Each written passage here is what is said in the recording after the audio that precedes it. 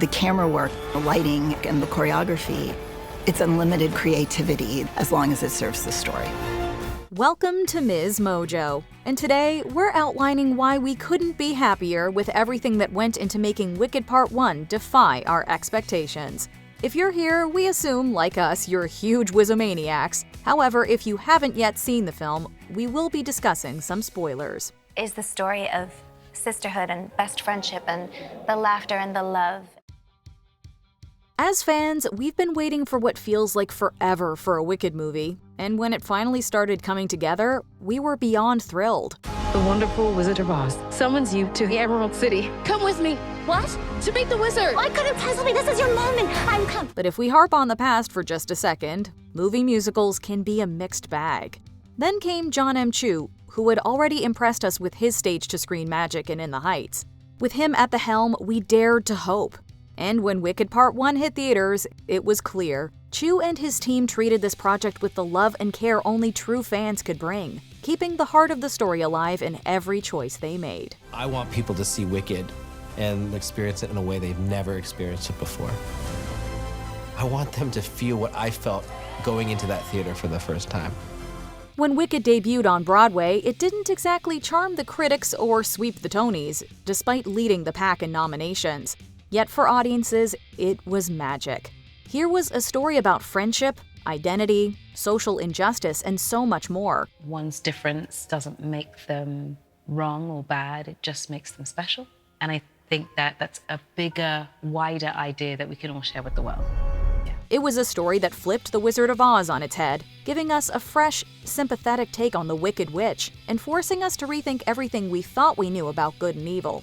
For so many of us, the characters felt like reflections of ourselves, their struggles like ours. Why is it you're always causing some sort of commotion? I don't cause commotions, I am one. Yet it still had just the right amount of fantasy to transport us somewhere over the rainbow where troubles melt like lemon drops.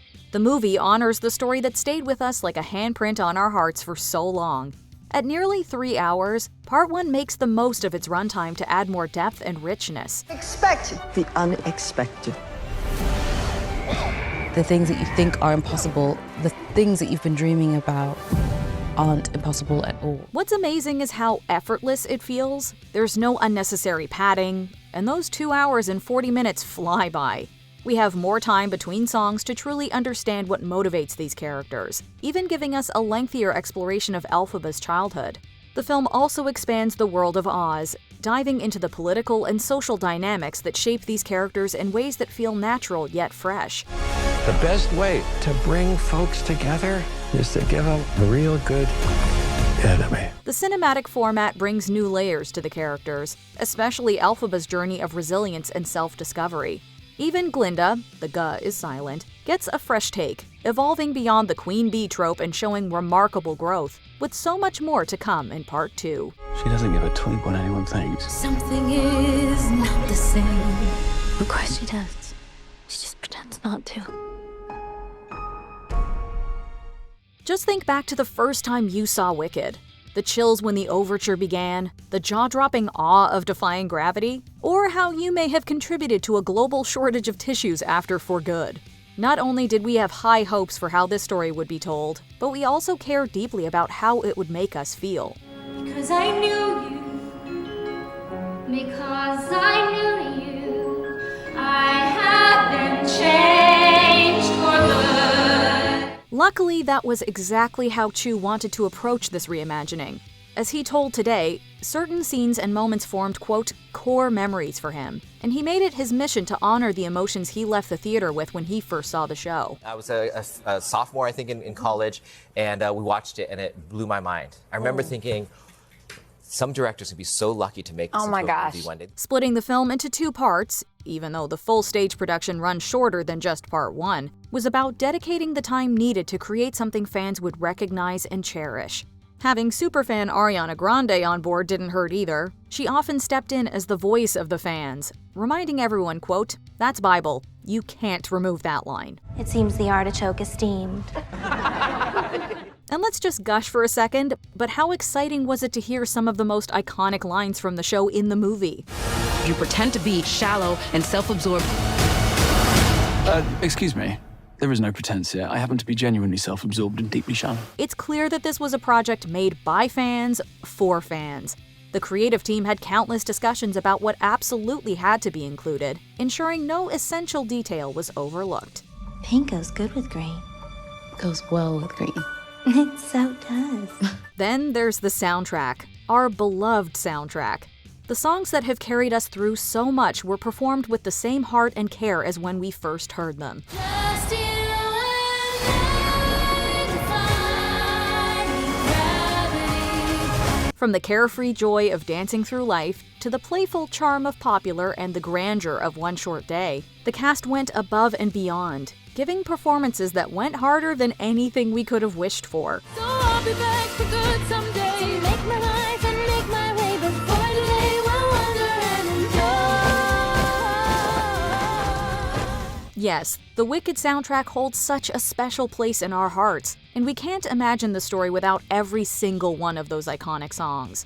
First off, thank goodness none of them were cut. And we're thrilled that, unlike some recent movie musicals, it fully embraces its identity as just that, a movie musical. Dancing through life, mindless and careless. Make sure you're wearless when you're dancing through life. They also didn't try to modernize the sound for broader appeal either. In fact, composer and lyricist Stephen Schwartz briefly considered tweaking Popular with a more rhythmic hip-hop feel, but Grande insisted on keeping it as is. She didn't want fans to feel like they were seeing her pop persona in Glinda's role, and honestly, we couldn't agree more. You're gonna be popular. I'll show you what shoes to wear, how to fix your hair, everything that really counts to be. That said, if you thought you'd be mouthing along with every song from memory, you might have been caught off guard. The movie makes lyrical tweaks, subtle shifts in instrumentation, and even some changes in pacing. I'm a flying high, defying gravity, and soon I'll match the memory now.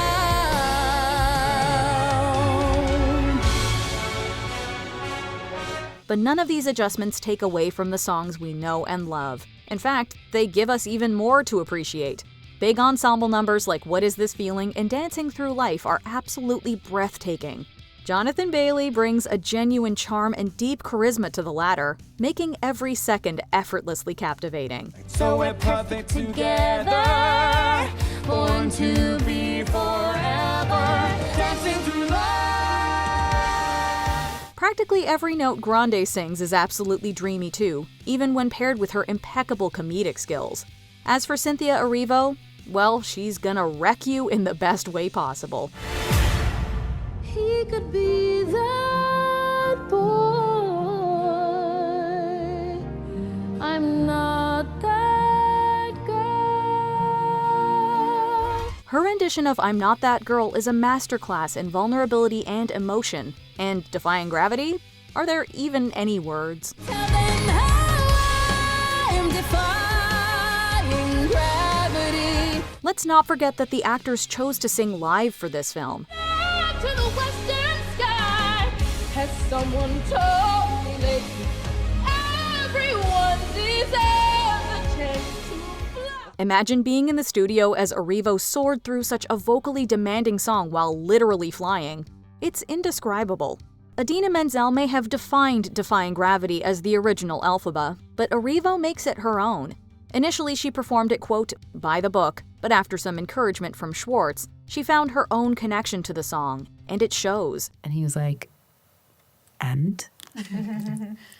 Trust you with the story, so what's your war cry? Every note carries so much heart, creating a rendition that's both a loving homage and a fresh interpretation.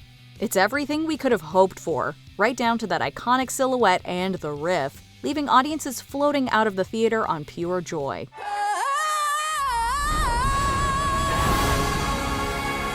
And now let's talk about the biggest musical change, One Short Day. If you only have one short day. The song starts a little differently from the stage version, but the essence and subtle nods to The Wizard of Oz are still fully intact. If you haven't seen part 1 yet, this is the time to skip ahead because major spoiler coming up. The Wizomania section has been completely reimagined, expanding on how the wizard became so idolized and the origins of the Grimoire. Is he the prophecy? There's one way we'll know if it's true. Fetch the Grimoire.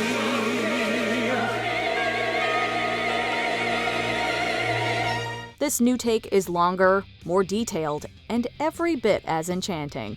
The addition feels like a perfect fit, made even better by the casting of 2 absolute legends as Oz's wise ones. It's a stunning homage, seamlessly connecting the new material to the melody we know and love, with none other than Kristen Chenoweth and Idina Menzel tying it all together. Who's the mage? Who's major? Itinerary is making all us merrier. Who's the sage? Who's sagely? Sailed in to save our posteriors. Is there a better way to say, we see you fans, than packing the film with as many Easter eggs as possible? Probably not. Actually, if you haven't seen the movie yet, you might want to skip this part too. Big spoilers incoming. Since we just mentioned the original Broadway cast, let's start there. Who didn't jump out of their seat when Menzel and Chenoweth made their cameos? We were the originals. Don't forget about us. It was us first. Or when Menzel delivered that iconic riff again. And Oz, which had been sad and blind, once more we'll sing or joyous. In that same scene, Michael McCory Rose, who once understudied Fiyero on Broadway, plays the narrator, while stage and screenwriter Winnie Holtzman and composer Stephen Schwartz show up as well. He can read it! He must be a wizard! The wizard will see you now! And it doesn't stop there. Glinda's parents are portrayed by Adam James and Alice Fern, who played Elphaba on the West End. Everyone say hi! Hi, honey. Sweetheart, you can take the girl out of shiz, but you can't take the shiz out of the girl. Is that the truth? See if you can spot where Carrie Ellis and Diane Pilkington, who played Elphaba and Glinda respectively on the West End, made their mark on the movie too.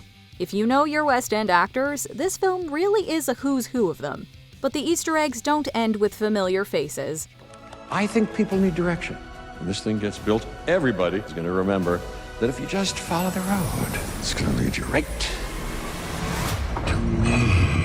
This film is packed with nods to both the Broadway show and The Wizard of Oz. You could rewatch it every day until part 2 drops and still find something new. It starts right away with hints of Ding Dong the Witch is Dead in the opening number. She's gone!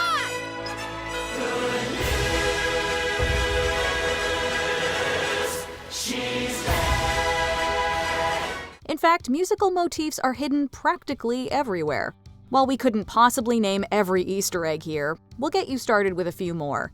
In The Wizard and I, Elphaba takes us somewhere over the rainbow, where bluebirds fly.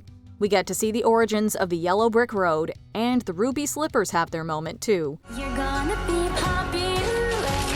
I'll show you what shoes to wear, how to fix your hair, everything that really counts to be. Then there are countless foreshadowing details for part 2. The number of Easter eggs tucked away in this movie will blow your socks off. Bonus points if they're stripy socks. In short, if you blink, you're bound to miss something. That was you who made all that happen. How did you do it? I don't know. I've never known.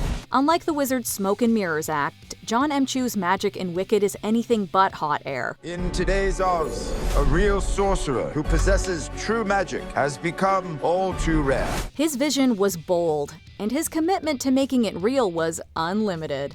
Instead of relying solely on CGI, Chu wanted to immerse audiences fully, making Oz feel tangible.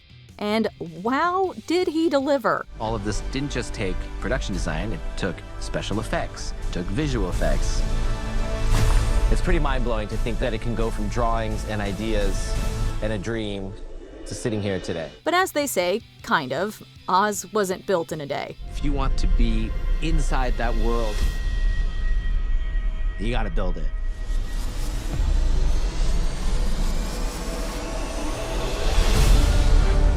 It took a tremendous team effort from set design, costume, props, cinematography, and so much more to create this totally sensory experience that almost made it feel as if we were watching it live. Those breathtaking sets were indeed actually built. Sure, CGI plays a role, but only to enhance what's already been built, not to replace it. Men in green suits, which visual effects will take out, pushing those boats. And once again, here's the joy of it. That with CGI, that's what we should be doing, in my opinion. Everything is real, and we take out the people in green suits. So we take things out rather than add them. Production designer Nathan Crowley and his team went to extraordinary lengths to bring Oz to life, like planting 9 million tulips to create Munchkinland's rainbow landscape. Yes, 9 million tulips. The Emerald City is also just even more astounding when you know the set is actually real. Crowley explained his inspiration for the city, and it's absolutely phenomenal. We wish we could visit the set to really take in all the details. Doesn't it just make you want to be in the hoi polloi? Let's take a moment to appreciate the costumes, too. Designing outfits that feel fresh and modern while still paying homage to the Broadway show and the classic Wizard of Oz looks can't be an easy task, but costume designer Paul Tazwell and his team nailed it. Every single costume in this movie is a piece of art. This is the reason I'm here, to create new iconic images of who these characters are. The iconic silhouettes of Billy Burke and Margaret Hamilton provided inspiration, but he brought them into the present with clever details and contemporary twists. The dressmaker for Glinda, he went about approaching it from the Fibonacci spiral and creating shapes using that as a springboard and then evolving that into the dress that we have now. The result is a costume design that's visually stunning and totally on point with the characters. Plus, there are plenty of Easter eggs hidden in the costumes for the fans to spot.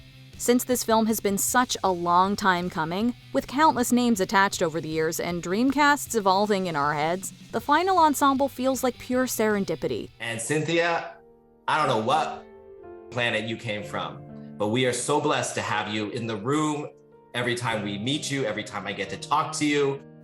And there's utter disbelief.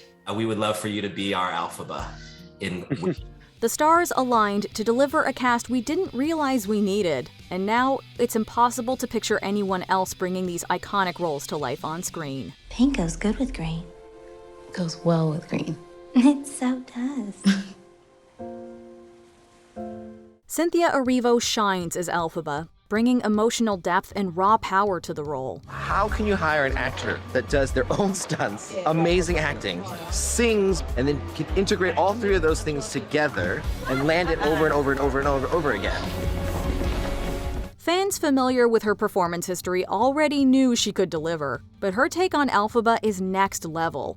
Every note she sings feels personal, and her renditions of I'm Not That Girl and Defying Gravity are absolutely devastating, in the best way. So if you care to find me, love to the western sky. Casting a black woman from the LGBTQIA+ community in a role so deeply tied to themes of marginalization was inspired, adding even more resonance to the story. Why is it you're always causing some sort of commotion? I don't cause commotions, I am one. Some of us are just different. This choice builds on a history of thoughtful casting for Elphaba, with Idina Menzel, a Jewish actress, originating the role on Broadway. Erivo's Defying Gravity doesn't just hold its own against Menzel's, it soars alongside it. I'm not afraid. It's the wizard who should be afraid of me. Ariana Grande Butera had more to prove, with skeptics hesitant to see past her pop star persona, but she's a revelation as Glinda than Glinda. Her comedic timing is impeccable, her vocals flawless, and her love for the character radiates in every scene. Oh, hello. As promised, she truly takes care of Glinda, balancing her bubbly charm with her more heartfelt moments, leaving no doubt she was born to play this role. You're gonna be popular. I'll show you what shoes to wear, how to fix your hair, everything that really counts to be. Jonathan Bailey as Fiyero will give those of you who just swooned a moment to collect themselves, present company included. All in one. If he trips on this, he had to be so smooth on that. This guy, freaking amazing. I love this guy. He plays the deeply shallow and genuinely self-absorbed prince to perfection. Excuse me. There is no pretense here. I happen to be genuinely self-absorbed and deeply shallow. The way he shows that transformation into someone who realizes there's more to life than just having fun is incredible. His performance of dancing through life is unforgettable, earning a place in our memory banks right alongside the first time we ever saw Wicked. You're perfect. You're perfect. So we're perfect together. Born to be forever. Dancing through life. Michelle Yeoh as Madame Morrible and Jeff Goldblum as the Wizard are equally brilliant. They play their parts with such finesse that first-timers might never suspect the darkness lurking behind their facades. Now that their true colors are revealed, we can't wait for the fireworks they'll bring in Part 2. You have no real power. That's why I need you. Don't let her get away! This wicked witch. Ethan Slater's Bach is charmingly adorkable, while Bowen Yang and Bronwyn James as Fanny and Shen Shen breathe life into characters omitted from the stage show, making their absence in the original feel like a missed opportunity. When and why did this change? From what I've read, The Great Drought. Precisely. Hey, excuse me. Like, raise your hand. Little Elfie, Karis Mangole, and Little Nessa, Cecily Colette Taylor, an actual wheelchair user, are not only adorable but perfectly cast. And Peter Dinklage as Dr. Dillamond brings a gravitas that makes the plight of Oz's animals hit harder than ever. We animals are now being blamed for everything that goes wrong. Finally, we must rave about Marissa Bodie as Nessa Rose. For the first time, Nessa is played by a wheelchair user, and Bodie delivers a performance full of confidence and strength. I've done no choreography in my life, really. I'm so grateful that they hired a wheelchair dancer to help choreograph it, because I feel like nobody knows better how to move throughout the spaces. Amazing. So amazing. We can't wait to see more of her in Part 2. Before we continue, be sure to subscribe to our channel and ring the bell to get notified about our latest videos. You have the option to be notified for occasional videos or all of them. If you're on your phone, make sure you go into your settings and switch on notifications. When you look at this cast, you can tell how much thought and care was put into their choices. And it's all about identity, I think, and finding yourself and aligning what your belief system is with your actions. Wicked is a story about identity, belonging, and breaking down judgments based on appearances. Beyond their talent, this ensemble reflects the beauty of diversity and inclusion, proving how meaningful it is when audiences see themselves on screen. Anyone can watch this film and know that their futures are unlimited. There's a lot of people who love Wicked. There's a lot of people who need Wicked. It truly resonates with me because it lands on the idea that the possibilities in any person are endless. In the end, this film gave us everything we hoped for, and more. It captured the magic, the emotions, and the joy of seeing the show live, proving that this was a labor of love from start to finish. Thrillifying doesn't even begin to cover it. Folks have come to expect that sort of thing. And you gotta give the people what they want. Congratulations for making it to the end. Swankify our comment section by telling us why you loved the film. I knew you'd understand. That makes me so happy. Do you agree with our picks? Check out this other recent clip from MsMojo. And be sure to subscribe and ring the bell to be notified about our latest videos.